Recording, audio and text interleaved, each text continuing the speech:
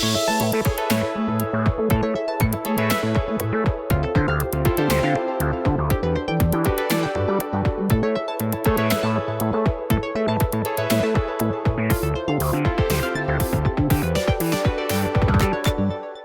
is Saturday, February 13th, 2016. This is the 51st episode of the MacNN Podcast. 51st? Yeah, I know, right? Charles is off gallivanting again. With me is longtime cohort Jordan. How's it going, folks? Boy, here's the situation. You're going to see this on Monday. If you live on the East Coast, you're going to be buried under snow or freezing rain, and regardless, it will have been freezing all weekend. So, grab a blanket, settle in for about an hour, and let's talk about some stuff. Last week was such a hairy week for Apple. 3 lawsuits were filed against them. Possibly the most interesting one is the Error 53 suit. We talked about Error 53 a little bit last week, and in essence what happens is when you do a chop and swap on an iPhone 6, they say, I think this probably extends to the 5S, you can probably have some kind of mismatch with your Touch ID equipment, which means that it locks it out, and it gives you an Error 53 and basically bricks your phone. Now, last week we talked about this, and the moral of the story is if you damage your Touch ID, bring it to Apple. But now we have a class action suit, which I don't know how much traction it's going to get. Jordan, have you been following this at all? A little bit. As with all class action suits, it's kind of a toss-up. Yeah, the law firm is handling the case for free right now. They're seeking $5 million or seeking a software patch to prevent Error 53 from happening in the future. They're seeking a retroactive software patch to unbrick phones that have had the Error 53. And most problematically is they're saying that no matter where you had your Touch ID sensor fixed, they want it covered under warranty, which I don't think is a good idea. Here's the thing. The example that the law firm used was your carburetor. And if you get your carburetor replaced by a third party, then they're saying that, well, what would happen if Ford bricked your car? The thing is, you're not going to use a Chevy part in a Ford. You're not going to, well, theoretically, you're not going to go on eBay and source a part from China that may or may not be completely in accordance with the manufacturer's spec. It may or may not have been found on the warehouse floor. You don't know. And have somebody in some iPhoneFixit.com kind of place put it in without the tools and the training that Apple provides. And maybe the guys had the training. I don't know. But I guarantee you that they don't have the equipment required to do a proper transfer of the Error 53 preventing routines. That's a comical analogy, carburetors. Well, I have no idea. I have no idea why they even used a car analogy in this, because the thing is in the car part example, they're covered. The car manufacturer is covered. Specifically, it's covered under Magnuson-Moss Act, where warranties for a device, manufacturers can say, well, no, you used unauthorized parts, you used unauthorized service, so we're not going to honor your warranty. And, in fact, computer manufacturers always have FTC waivers for parts saying, well, this is our motherboard. You can't just put any motherboard in there and assume this is going to work. You can't just put any Northbridge chip on there and assume it's going to work. They always have main parts covered under Magnuson-Moss. And we're not going to delve into it a little bit, but the wiki on this is actually pretty good. So I don't see why. And the interesting thing about it is the example they provided, like I said, is covered under Magnuson-Moss. So they actually handed Apple a defense against this suit, which doesn't make a lot of sense to me. In the warranty thing, I mean, you throw any aftermarket part in your car, and if you're still under a 5-10 year warranty, the dealer has every right to refuse it. Yeah. But then even like an ECU would be a better analogy. Even a carburetor is still out of date. Yeah, I don't really understand. They use a lot of inflammatory language in the suit, and frankly, I didn't think that the suit was put together in accordance with the professionalism that I've seen in some other suits. But, on the other hand, I guess I'm used to Apple versus Samsung, where they don't get all colorful and flowery with the language. I like repairing. Okay, I love the slab side aluminum Mac Pro. I love getting in there and swapping out drives and putting in PCI. And I love being able to go in there and say, oh, okay, well, processor number 1 is hosed. I'm going to get another one of these Xeon processors and toss it on in there. Apple isn't super fond of it, but on the new machines, there's really not that much you can repair as it is, and Apple has chosen to go the appliance route because that's what the market says that they want. If Apple thought there was a big market in the slab-side aluminum Mac Pro, they'd have Thunderbolt and whatnot in the slab-side aluminum Mac Pro, and probably their most repairable computer ever. But that's not what the current generation of consumers wants from Apple. Can you imagine that if we were to the point where Apple allowed all that swapping? It's like, I want a Snapdragon on my iPhone. Yeah, I don't think that's going to happen. No, I don't think so either. I'm torn on this. You see, the thing is, if this was something else other than Touch ID, other than something that's crucial to Apple Pay and crucial to unlocking purchases, and something that could just completely lay bare your security on your phone, I don't think I would have the same standpoint on this. But the Touch ID sensor is so crucial to the entire setup of the security on the phone. I do not have a problem with Apple's stance on this. No, it completely makes sense. When you start raising flags like, oh, we want you to disable this feature in the future, or even the idea of just bypassing some kind of issue like that, to where you're just opening up the phone to not only a criminal in essence, but then you can start getting into the privacy and law enforcement issues and all of that. Like, oh, hey, this is broken. Fix it and disable it for me. Thanks. Yeah. What's bugging me a little about this is injunctive relief is demanded to put all past repair replacement costs under warranty if you've experienced an error 53, including if the device was physically damaged by the user. No. Then that has nothing to even do with it. Well, the lead plaintiff in the suit, he noticed a crack in the Touch ID sensor. Noticed a crack. It just materialized in there. And they don't really say where this crack came from. I mean, this guy punted his phone down the stairs. I don't know. Aren't those are the only pieces made out of sapphire, that and the lens, right? Yeah, it strikes me as highly irregular that a crack just materialized in his phone.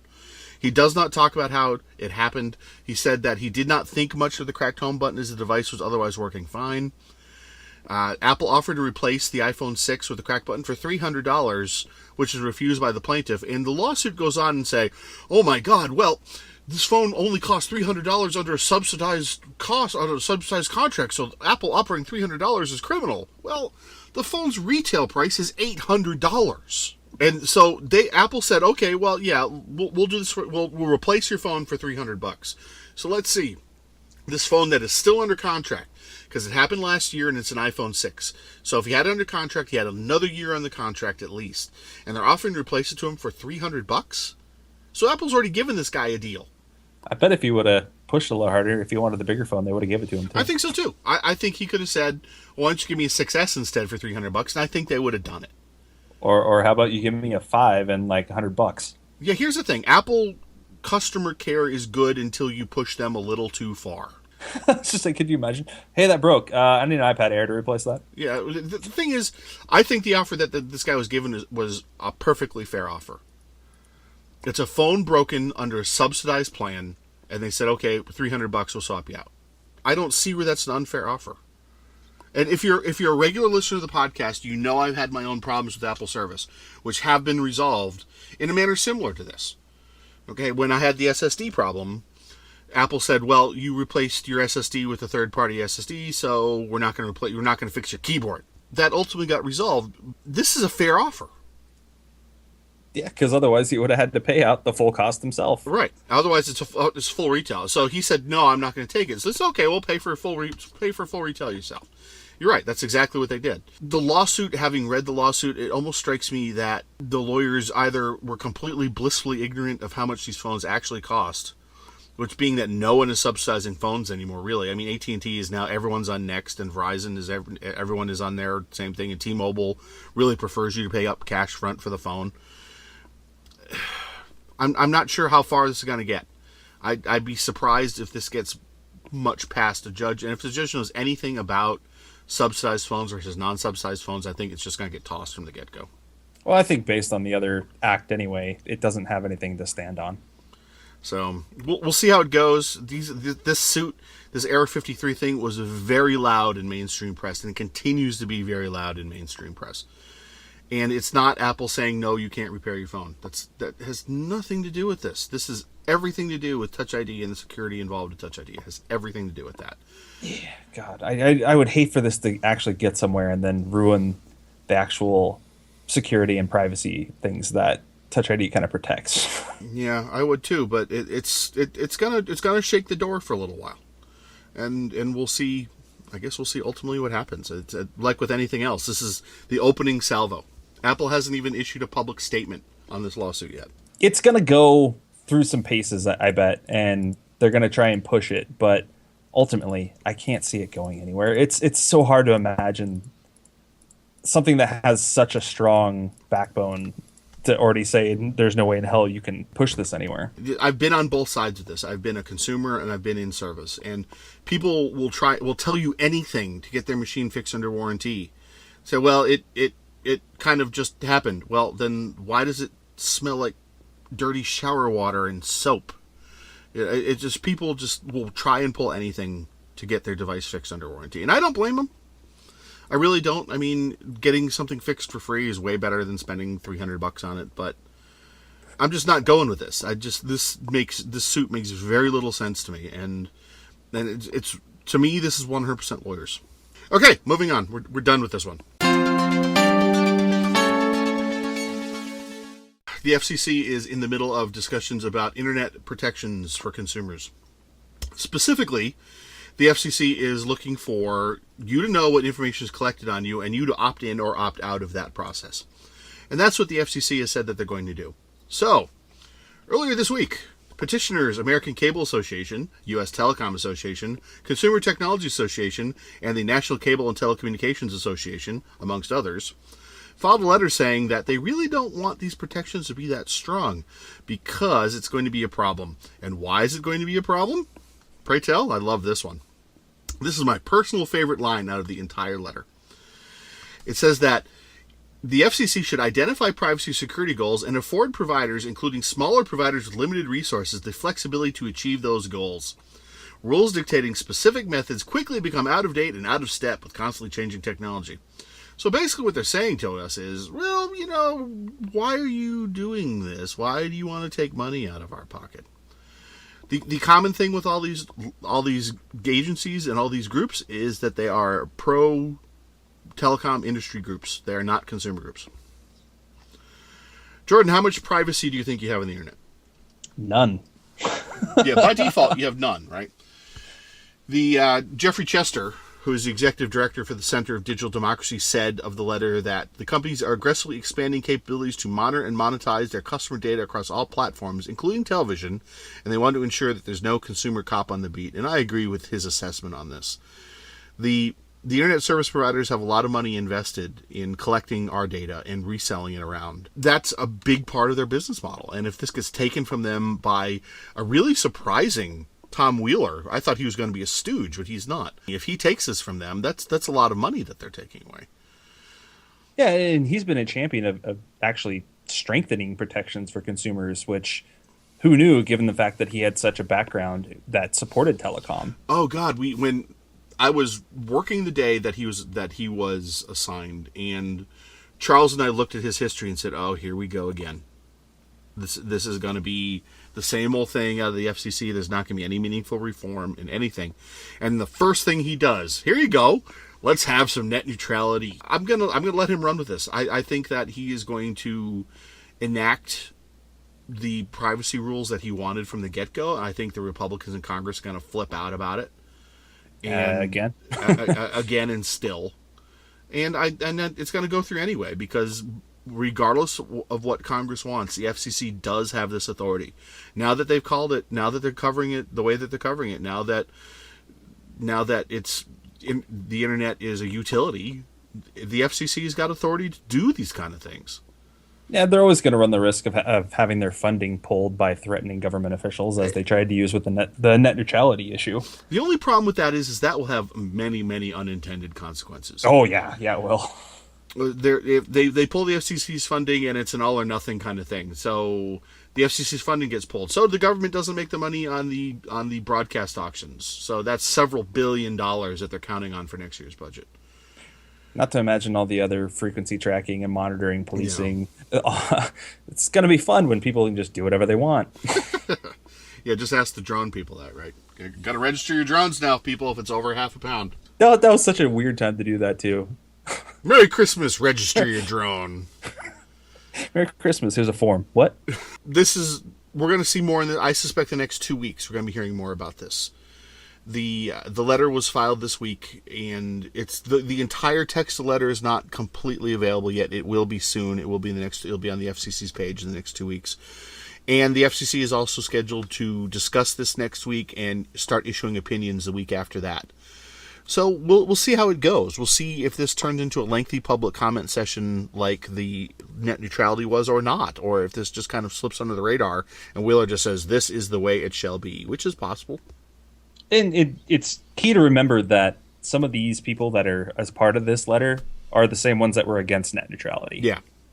So they're obviously they don't have the interests of people at heart, which corporation, you can't really expect them to. Well, to be fair, I'll give them credit for that because their modus operandi is supporting this industry to begin with. That's what these groups were formed in the first place for. So they're doing exactly what it says on the tin that they're going to do. They're going to petition for the broadband industry. Just makes me wonder how many of these companies thought they would just steamroll the FCC when Wheeler got in there. Yeah, it's a good question. I don't really know. Obama knew exactly what he was doing when this guy got appointed, and I think maybe he got slipped under the radar because I think maybe everyone thought that it was going to be the same old routine, and now we don't have to worry about the FCC in this contentious election cycle, but oh no. Well, if anything, let's hope this doesn't turn into one of the ones that he flops on. Because, he has that cycle of like a win-lose. That's true. It's like good and bad Star Trek movies. Yeah, but it seems his last couple of editions have been more pro-consumer than falling for whatever pro-business method that pops up. Yeah, we'll see how it goes. It's going to be an interesting case, one way or another. Related to this peripherally is Justice Scalia died yesterday. Well, he's good and bad for the tech industry, right? In 2011, he defended violence in video games. It was looking grim. It really was looking grim for really serious, heavy regulation of violence in video games. And I'm not talking just, like Postal kind of games. I'm talking like Call of Duty and Halo and, the light violent games, right? I mean, Halo is teen, but why? Anyway, so he's gone. But on the other hand, with Aereo, he had no concept of anything involving the whole Aereo concept with a single antenna per person. So this is going to have ramifications, and it's going to have ramifications soon because, well, the guy just died. We need more Supreme Court justices because they've got a full docket. They're getting ready to do hearings again. Yeah, and it's not to say that he was completely tone deaf on anything. I mean, he's hit or miss in tech industry, but this is also someone that was on the bench for, 30 years? Yeah, he passed away 79 years of age.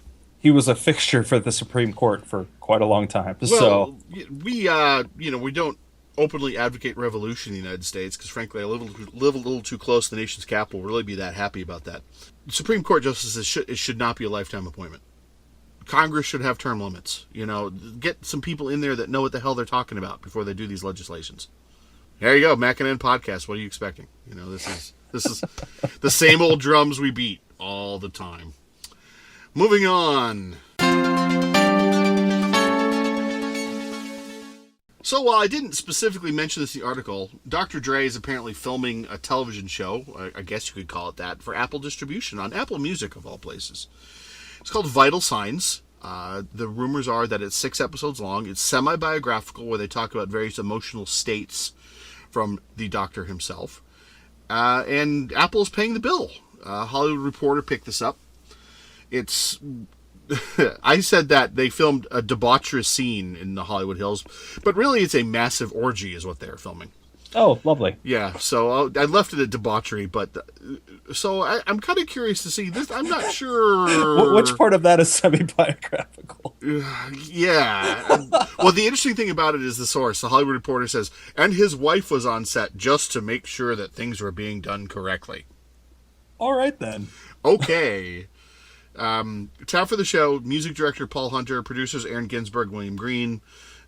Dre proposed the show to Jimmy Iovine right around the same time as the Beat Steal. And here we are. Interesting choice for a first Apple-produced, Apple-paid-for television show. I'll say, I was totally expecting like a hardline drama at Apple for the first go. Yeah, I would have thought something more House of Cards. I'm not sure. You need something with that hook. Well, this is a hook, all right. It's. Well, yeah, porn apparently. Yeah, apparently. I'm torn about this. This is an interesting road for Apple to go down. They've never really been that interested in self-producing shows. This will be the first one that they've done. If the Hollywood Reporter is even correct, and I think they are. I think they've got this. Again, it's an interesting choice. It's HBO's got Game of Thrones, and that's not exactly G-rated. But on the other hand, they have Sesame Street now too. Netflix has got Top Gear. Amazon's got Top Gear. They've got Orange is the New Black. Have you actually seen? Have you seen how they're breaking down the cost of that now? No. What are they doing?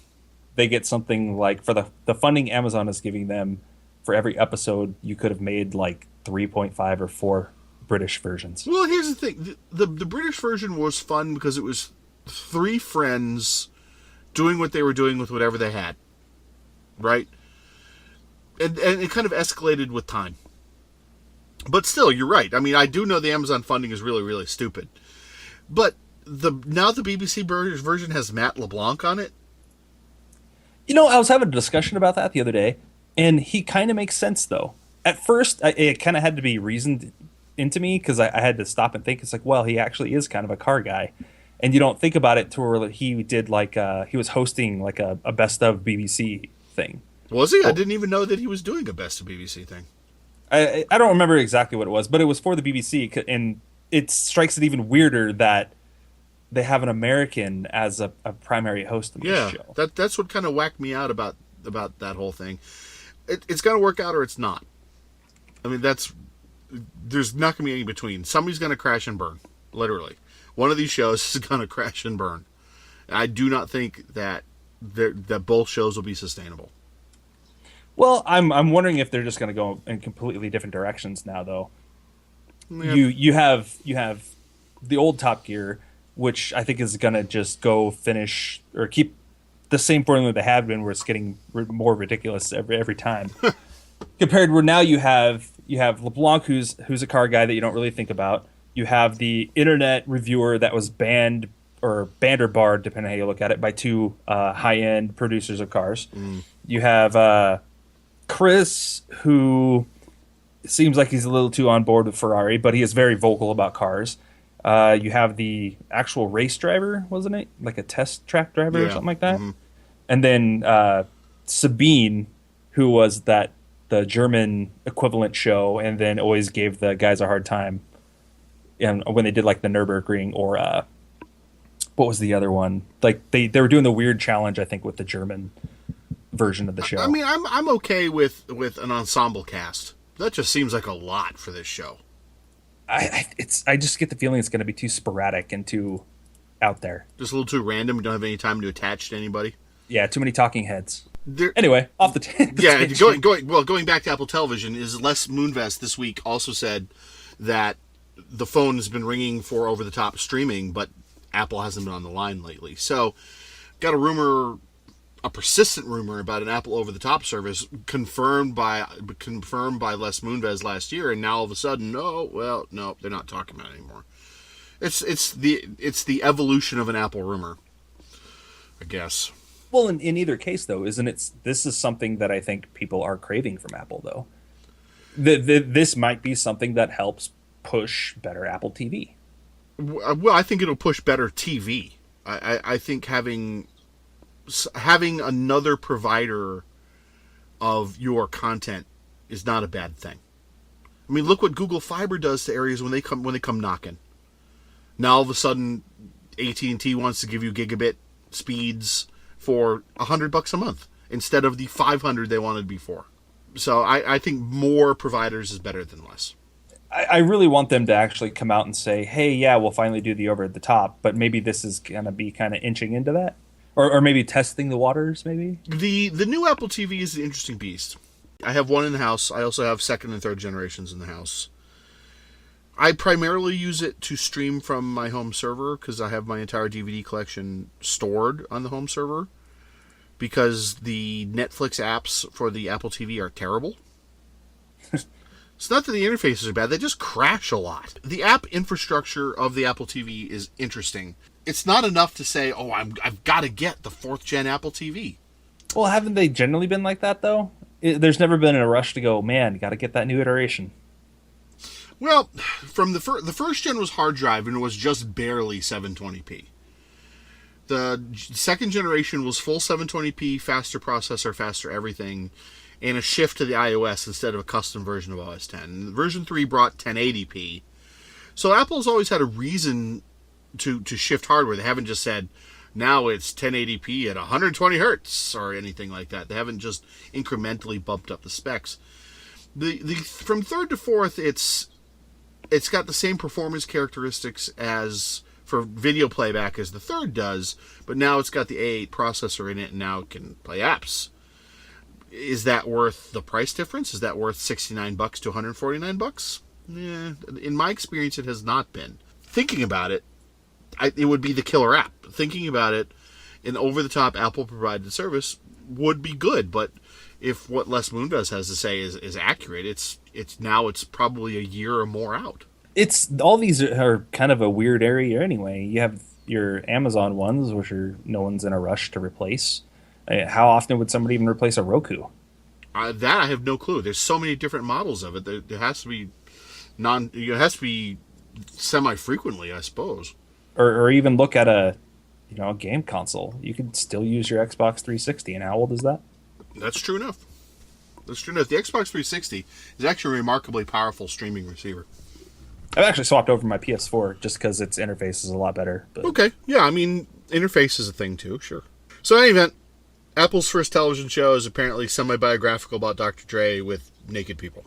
Still random. Again, whether or not that's good or not is going to depend on Apple's demographics and their market, which, again, we got some samples outside an Apple store, which is as representative as it gets, I think, of Apple customers, and I just don't know. I do not know about this.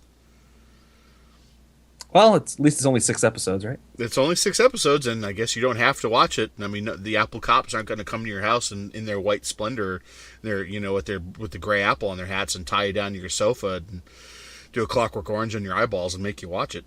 They're not going to continuously suggest I watch it like a Windows 10 pop-up. Oh, I guarantee you they're going to continue to suggest you watch it like a Windows 10 pop-up, but... Wake up, look at my phone. Hey, have you watched this new... No, go away. Moving on. So, unfortunately, Eddie Q and Craig Federighi appeared not on our podcast. They appeared with, oh God, what's the guy's name? John Gruber's talk show as a pair for the first time. It's actually a fairly entertaining listen. You should go take a gander at that. For the first time, they're sharing some interesting numbers about the various services. The App Store and iTunes go through 750 million transactions a week. And there's 782 million active iCloud users, many who have multiple devices. That's, for instance, this house. Messages processes 200,000 messages per second in peak times. And there are 11 million Apple Music subscribers. It's like, all these numbers, 11 million. Well, yeah, that one was they kind of slipped that one in. I don't think they're that happy about the 11 million, but I do think that there were some early growing pains, some early public growing pains I think were a problem. And they said in the podcast that they know that Apple Music needs a fix and they're getting to it. And there's a lot of things they're getting to, but they don't know how to tell you in advance that things are going to get fixed. And that's an interesting point. I mean, if Apple popped up every time they said, oh, hey, yeah, we're going to fix that, it would get a little awkward after a while. I mean, I guess I'd have a lot more to write about, but... I've grown to kind of not expect that from the company, though. Well, you kind of grew to not expect that from anybody, really. It's more like, oh, hey, it's done. Update now. Yeah, Microsoft does the same thing, though. I mean, Microsoft, Windows 8, oh yeah, Windows 10, and all this stuff is different. Oh yeah, your browser, yeah, no, Internet Explorer's dead. Try this new Edge browser. You'll really like it. Edge, it's fancy. Because everyone hates IE. Yeah, I mean, actually, that was a thing, right? I mean, they said that they were considering, about 2 years ago, they said they were considering changing the name of Internet Explorer to something else because of negative press associated with the name Internet Explorer. Well, they did. It's called Edge now. So the appearance is great. You get a feel for them as real people, not just voices and doing a stage show at a keynote. So it's as much as I want you to go back through our entire back catalog and listen to the other 50 episodes of this podcast, you probably better go through that one. Did any of these numbers stand out to you? Well, besides the almost erroneous 11 million. Yeah. I guess I never really thought how many things went through iTunes that per week. I mean, that's a pretty damn impressive number. That's a lot. And that 750 million transactions through the App Store and iTunes includes app downloads, includes song purchases, but not Apple Music. And it includes in-app purchases. That is a lot. Even still, I mean, if you even look at it per device, yeah, you're guaranteeing people are buying something. And given how ingrained the whole iTunes infrastructure is now, it's not too surprising. I just didn't think it was that much. The old specs from a couple years ago is Apple users would have 24 or 25 apps on their devices. And of the 24 or 25, about 20 of them were paid. And the numbers were way different on Android. And I regret to inform you that I do not remember the Android numbers, but it's one of those things that make you say, oh, so that's why Apple is making that much money. 30% off every transaction in an in-app purchase. Now, some developers have snuck around it saying, well, you make an account and you buy your Smurf berries through the account. You know, even looking at free-to-play games like this Marvel Puzzle Quest game that I've been playing for 2 damn years. Let me just unlock my phone here and we'll go over it. There are 2 types of consumables in the game, not including buying new covers to power up your guys, but there's basically experience and these other things called hero points, and you can buy packets of them up to $99 a piece. Now, I have spent exactly $0 on this game. I hate pay-to-win. I hate pay-to-win games. And that's why I have Amber take a look at it. But yeah, Apple gets you drop $100 on ISO 8 in this game, and Apple gets $30 from that. You know, just for processing the transaction. How much of that, though, too, is the nature of how the interaction with the cell phone has changed and the expectation of just having things at your fingertips? Like, oh, hey, I'd really like to find a new restaurant. Oh, I don't have anything installed to help me do that. Well, let me go find a quick solution to that. Yeah, I mean, that's probably also the nature of the costs of apps and how things are done in the App Store has changed a great deal. I've mentioned this before, but my first application purchase was Bejeweled, and it was $10. Eesh. It was a long time ago. I mean, it was the dawn of the App Store. But who'd even think about that right now? I mean, you look at a $10 app and go, no way. I'm going to wait till that goes on sale for $1. But that's what they were realistically expecting to get when the App Store launched. And now it's just 1,000 pinpricks. No, yeah. Well, that's interesting. That's you know what? That's actually a fascinating way to describe it. Download this app for free, and periodically dump 99 cents or $1 into the game or whatever, or $4 to unlock pro features or what have you. And you're right. It's 1,000 pinpricks. That's exactly what it is. Well, you can even apply that to just what Apple is making off the App Store. Yeah, they might be getting 30 cents a pop, but that adds up when you're pushing units. Well, sure. It's like Apple Pay. It's the same thing. They take such a minor percentage of it, but they process billions of dollars through it.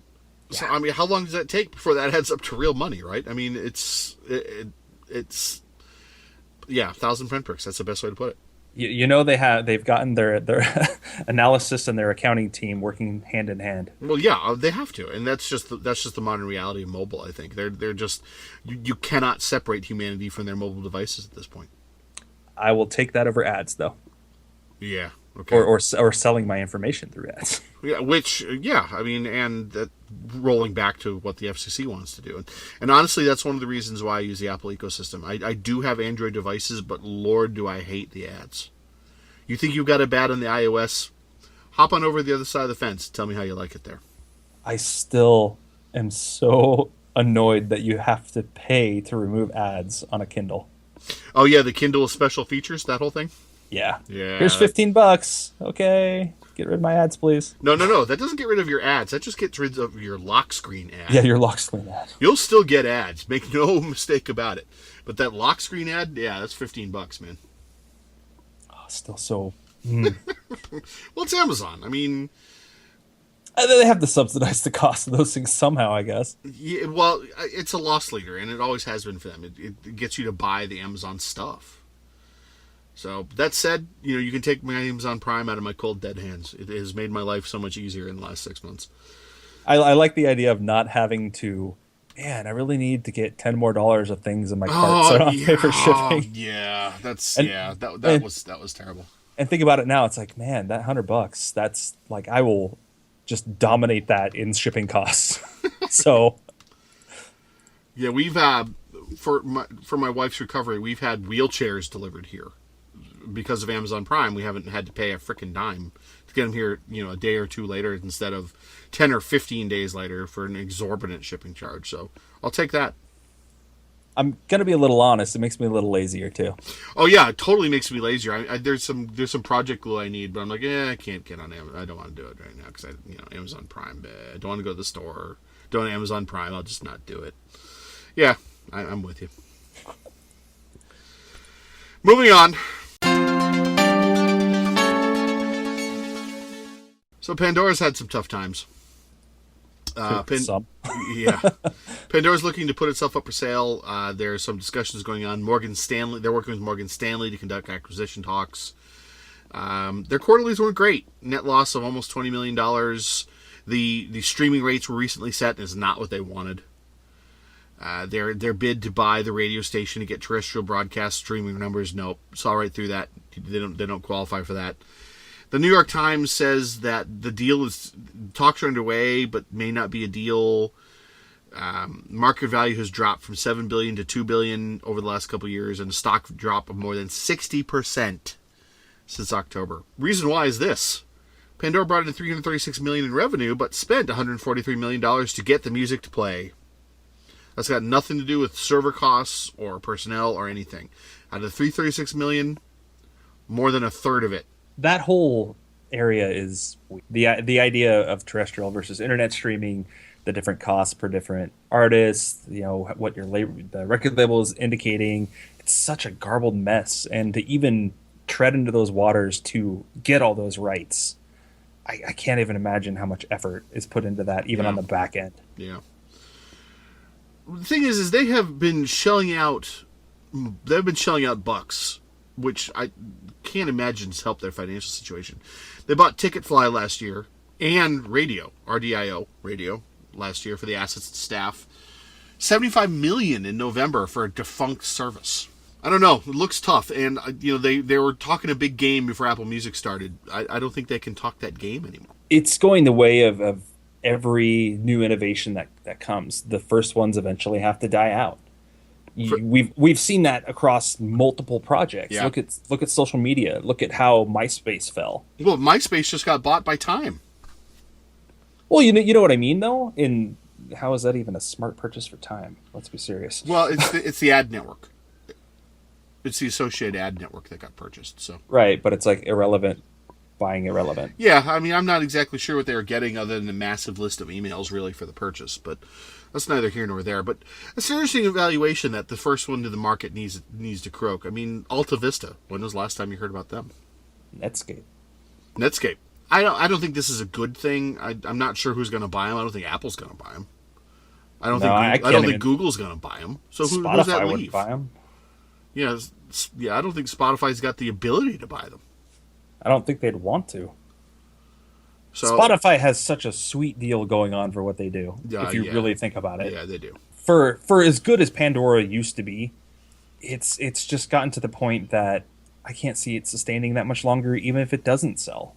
Yeah, as far as purchase options, I think they're somewhat limited. I mean, Yahoo is bleeding money, and they're looking at laying off 1,300 people. So I'm not sure.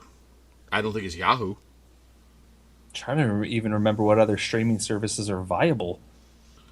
Well, Spotify has pretty much just changed that whole industry. Yeah, and even places like SoundCloud, their financials were terrible. So I think this is inevitable. I think they're going to sell to somebody. But I just don't know who, and I just don't know for how much. And on the other hand, if they don't sell, I don't know how much longer they can continue. I can't think it would be too many more years. Just that if they're hemorrhaging money at that rate, it's no longer to be even worth it for them to continue getting, I'm assuming, rates that are only going to increase. I mean, they did say, they did say that their $58 million of their loss was to end a royalty dispute over audio tracks from 1972 and before. But they couldn't have possibly thought that they were going to get away with streaming those for free. So that's a loss that they knew was coming. Well, I guess it's not as bad as Groove Shark. Yeah, no, it's not. Or the Mega Music Service. Oh, yeah. So it's less competition is bad, and I'm just going to leave it at that. You're right. In my experience, Pandora, the quality of Pandora, as far as their whole music genome and what it's selecting, just hasn't been as good, and I don't know why. But what I'm getting from Apple Music is a superior product, so that's what I'm using.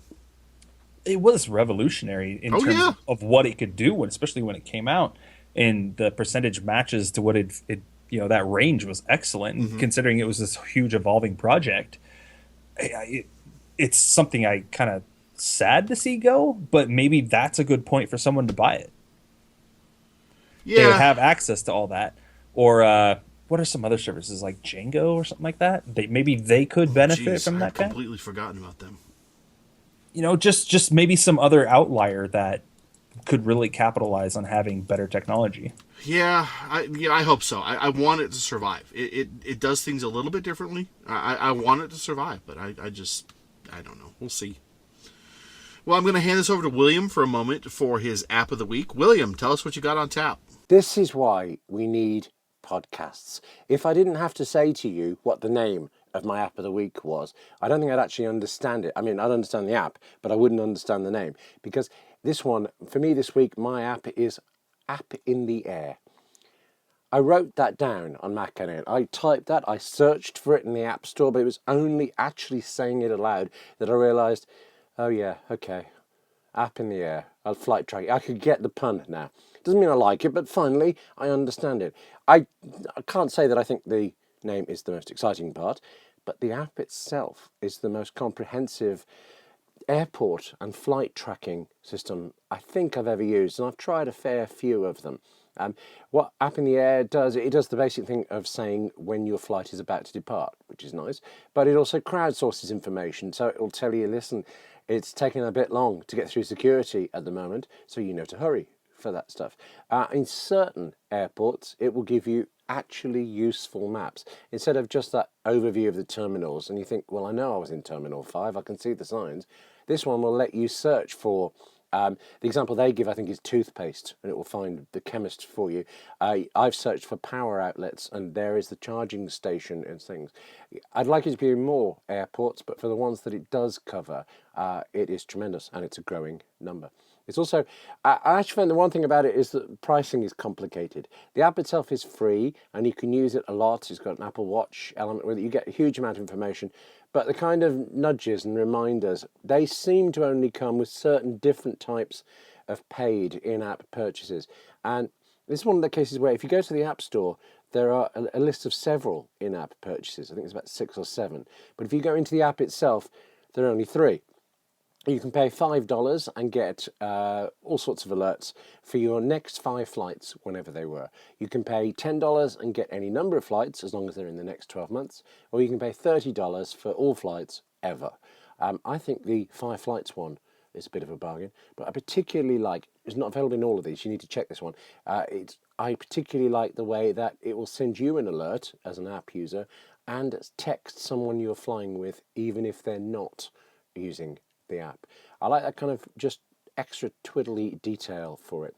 App in the Air version 5.1.10. They keep adding stuff to this. They keep adding airports. I just want a few more places to fly to try it out in. Thanks, William. Wow, there's an Apple event imminent, and you can feel it in the wind. You can hear it coming. When's it going to be? Don't know.